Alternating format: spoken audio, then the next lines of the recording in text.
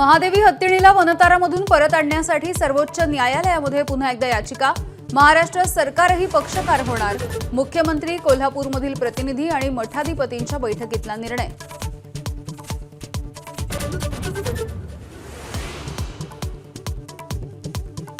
कबूतरखाना अचानक बंद करणं योग्य नाही. कबूतरखान्यांच्या संदर्भातल्या बैठकीमध्ये मुख्यमंत्र्यांचं वक्तव्य.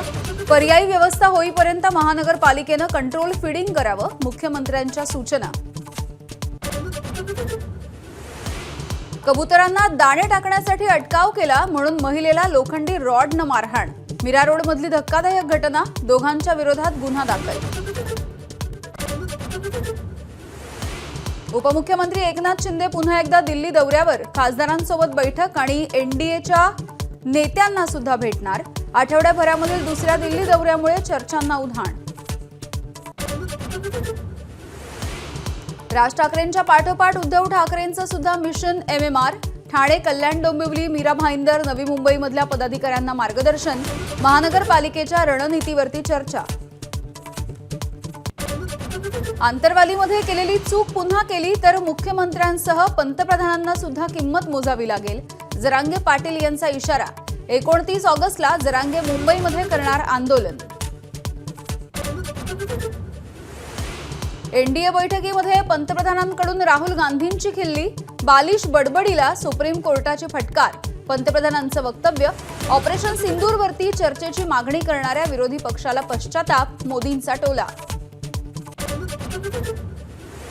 संसदेमध्ये केंद्रीय औद्योगिक सुरक्षा दलाच्या उपस्थितीवरून गदारोळ.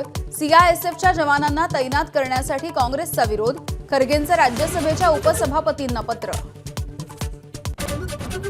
बीडमधील महादेव मुंडे हत्या प्रकरणाचा नव्यानं तपास होणार. घटनेदरम्यानचे कॉल रेकॉर्ड SIT तपासणार तर बीड आणि परळीमधून तपास होणार. ओला, उबर, रॅपिडोच्या धर्तीवरती राज्य सरकार स्वतःचं ॲप विकसित करणार. ST महामंडळ चालवणार ॲप. महामंडळाची आर्थिक स्थिती सुधारण्यासाठी महत्त्वाचं पाऊल. उद्योगपती अनिल अंबानी दिल्लीमधल्या ED कार्यालयामध्ये 3.5 तासांपासून चौकशी. 3,000 कोटी रुपयांच्या कर्ज घोटाळ्याप्रकरणी ED कडून प्रश्नांची सरबत्ती. गुजरातमध्ये लवकरच लागू होणार समान नागरी कायदा. गुजरातचे मुख्यमंत्री भूपेंद्रभाई पटेल यांच्या कार्यालयामध्ये समितीच्या बैठकीत शिक्कामोर्तब. सर्व समुदायांशी चर्चा करून निर्णय घेतल्याचाही दावा. अयोध्या बनलं जगामधील सर्वात मोठं धार्मिक पर्यटनाचं शहर.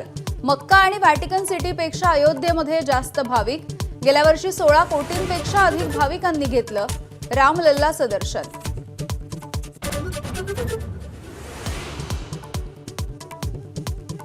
आणि उत्तराखंडच्या खीरगंगा परिसरामध्ये ढगफुटी. अनेक जण वाहून गेल्याची भीती. प्रशासनाकडून अद्यापही पुष्टी नाही.